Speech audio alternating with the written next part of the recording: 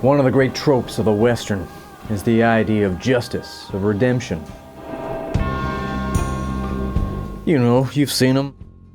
Our hero rides into a lawless town, and through might, through force, through courage, he overcomes the weakness of cowardice and villainousness. But does that sound like life? Is that true to what we see around us? Has that been your experience? In 1968, Italian director Sergio Corbucci made his masterpiece, The Great Silence. A Western that dared to destroy the myth of the hero, of good triumphing over evil. A Western where the landscape is as cold and as cruel as the morality of the characters in the movie. It is a dark movie, a cold movie. It's also a masterpiece.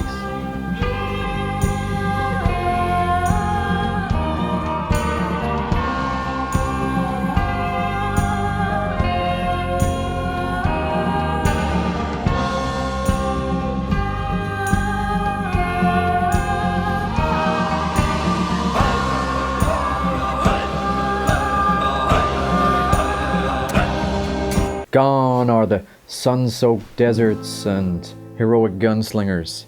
Instead, there is snow. There is emptiness. There is silence. In the great silence, it dares to break those myths. We're going to look in this video at the cold, icy heart of the great silence and find that sometimes silence speaks louder than justice. One of the things I absolutely love about this movie is the fact that it's all set in the snow. The snow works so perfectly for cinema. The whiteness of it, it's terrifying and beautiful. You think of a pure white snow, a blankness, a cleanness to everything. But there's also an emptiness. I think the snow in The Great Silence is like the whiteness of Moby Dick, or the whiteness of Cormac McCarthy's The Judge. It's the emptiness, the absence of anything else, that whiteness covering everything. It's horrifying. The Great Silence may refer to the protagonist of the movie. It might also refer to the absence of God, the great silence, the emptiness of it all. The Great Silence might be death itself, the idea that nothing comes afterwards. Hopeless. I love the snow as well because it shows the harshness of the landscape. Maybe it's familiar in a lot of westerns as the idea of man's struggle against the elements. And yet, it's not a trope to have a western set in the snow. They exist, and a lot of them are great, and this is one of them. You feel nature's power in this movie. The storms, the cold, everything permeates with this coldness. It perfectly reflects the themes of the movie as well. It's hard to imagine The Great Silence being set in any other landscape, other than the cold, cruel one that it's in. It seems to be an extension of the world and the story that this movie is set in. Even just as a visual element, the snow looks incredible. The outside location shots in this movie are as good as any I've ever seen. It's absolutely beautiful. Why the snow? Well, like I said, it seems to service the plot. The characters are struggling against this in the same way that there's an internal struggle against evil throughout the movie. There could also be the fact that the director was on a skiing holiday and didn't want to cancel his trip. The main character in this movie is called The Silence, played by Jean-Louis Trintignant. He's fantastic in this movie, a French actor. And he said, I'll only be in a western if I don't have to learn any lines, because he couldn't speak a word of English. Je ne parle en Angleterre. So, he didn't have any lines. He plays a mute, completely silent. And it works perfectly well in this movie to have our protagonist wordless. Just like Sergio Leone's Man with No Name trilogy starring Clint Eastwood, we have a man with no voice. He's the strong, silent type turned up all the way to 10. Jean-Louis Trintignant is very much cut from that spaghetti western model of invincible hero, except he's not invincible. Jean-Louis Trintignant, he adds a softness to the character. He's still a dead hand with a gun, but there is something else in his performance. Unlike Eastwood's cool detachment, Jean-Louis Trintignant, he adds a vulnerability to the role. Maybe it's because he's voiceless and we project things onto him, but he seems to be remorseful, regretful, and haunted by something. It provides for a more reflective character, and ultimately, a more sympathetic one. Now, every great hero is only as great as the villain that he fights off against. And the villain in The Great Silence is one of the worst. Klaus Kinski plays Loco. Klaus Kinski was a German actor and real-life villain. Honestly, this guy seems like a real head case in real life. Really kind of horrible to everyone around him. And I think some of that shines through in his performance. Klaus Kinski, in some of his movies that he did with Werner Herzog, the German movies, he's one of the greatest actors of all time.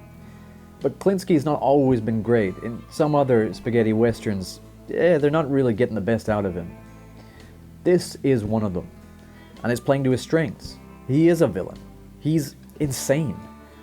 I truly believe that Klaus Kinski was a madman, and him playing Loco in this movie makes perfect sense. He enjoys evil. It would be enough if he was just cold and detached, representing a different moral stance from our hero. He's a bounty hunter. But why is he not like Clint Eastwood in the Dollars films? He plays a bounty hunter. Well, the difference is he seems to enjoy this. He has taken it again to its logical conclusion of the man who trades in death. If this is just about money, then human beings and morality mean nothing other than the price tag. The real heart of this movie comes from actress Vonetta McGee, a wonderful actress who's really magnetic on screen. Every single scene with her, the camera absolutely loves her. She has charisma, as they say in the biz. She plays a widow. Her husband is killed fairly early on, but she's not just some school marm or sinful saloon girl. She has agency and a character all of her own.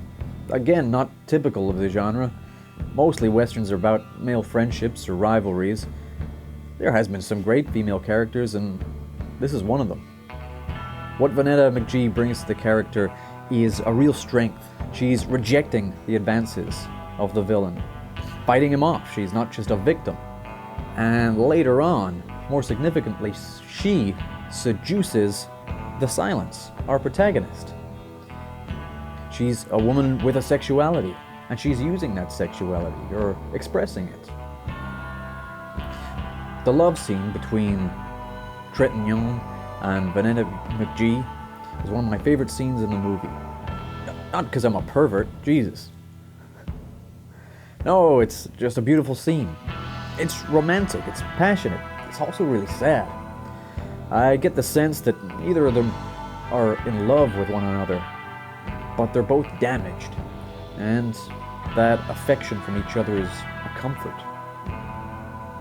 Scored beautifully by Morricone, it's a touching scene, and really kind of out there for the time being. It was released in 1968.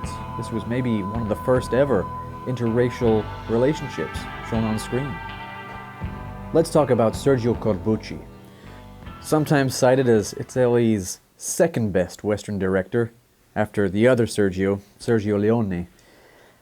Hey, second comes right after first, remember that. Corbucci's movies are similar in their cynicism to Leone, but whereas Leone's were kind of grand epics, Corbucci's were nastier, dirtier, more violent.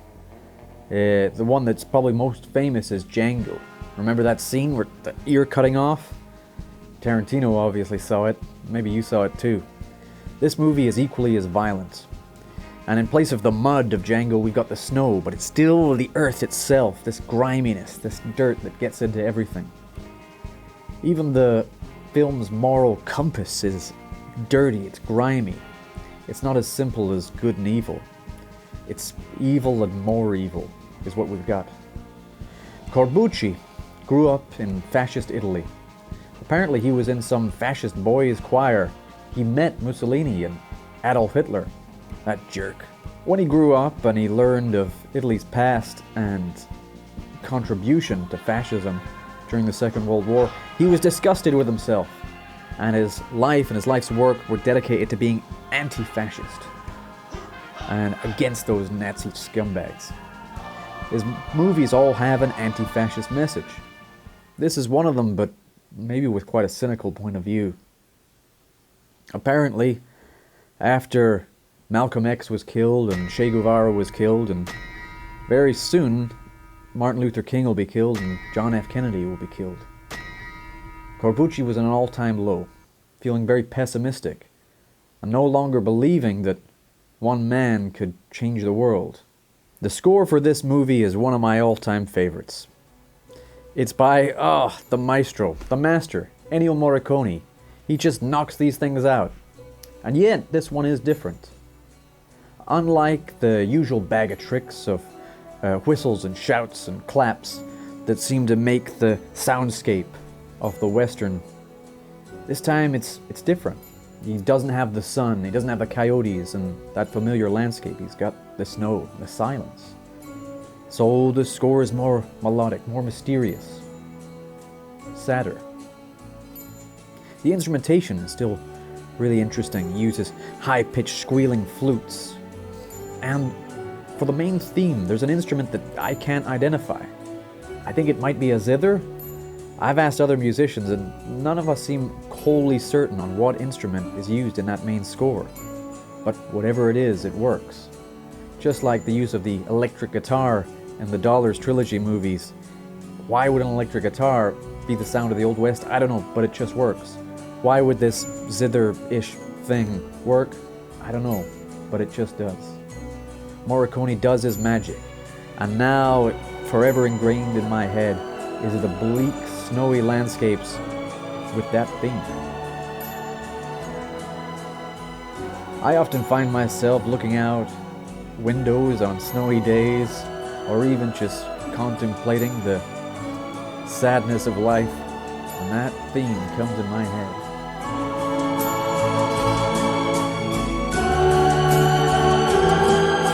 It's impossible to talk about The Great Silence without talking about that ending. Okay, so this is a spoiler. If you don't like spoilers, get out of here, kid. This is no place for you. As a side note, a study was once done where they took two groups of people that were about to see a movie, and over one group of them, they spoiled it for them. They told them what the plot was. They told them the twist or whatever. And then afterwards, they reviewed audience feedback, and it turns out the people that had the movie spoiled for them enjoyed it more. At least according to this study, which I imagine was financed by some movie-spoiling villain. So that ending. If you're not getting it by now, this is a dark movie. It's bleak. Not everything works out. In fact, nothing works out. The good guys don't win, evil wins. The villains get away with it. I guess we see the ending coming a mile away. It's bleak, it's bad, even from the opening titles.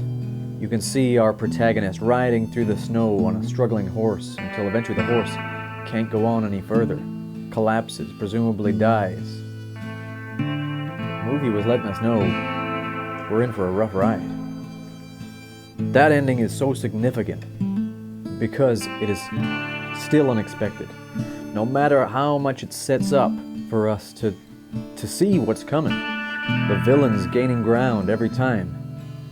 They're still part of us, trained by movie watching. It's going to work out in the end. Someone's going to save the day. It never comes. No one saves the day. And the movie ends. It's shocking. It's terrifying. It's miserable. It's art. It's not a movie that comforts or reassures. Heck, I get it if you don't like it. Often we watch westerns because we want to escape. We want not to face the realities. Heck, that's why we like all movies. Escapism. But it's in this refusal to buy into the myths of justice and redemption that makes The Great Silence so significant. It faces the harsh truths that justice doesn't always prevail, that the good doesn't always triumph over evil. It holds a mirror to the darker parts of our world and shows us, makes us reflect on our own relationship to justice and power, what our part in it is, how that makes us feel. I guess his anti-fascist message comes through in that sense by showing us the very worst of what can happen. In stripping the Western of its romanticism, Corbucci makes it all the more human, more real, in a sense more relatable. It hurts, but it makes it not just a great Western, but a great work of art. This is a great movie, not because it makes you feel good, but because it makes you think. It reminds us of the persistence of evil and of the fragility of hope. Sometimes silence speaks its own truth. In The Great Silence, I believe it's telling us that no matter the odds, there is a power in courage, in fighting back against injustice, no matter what the outcome.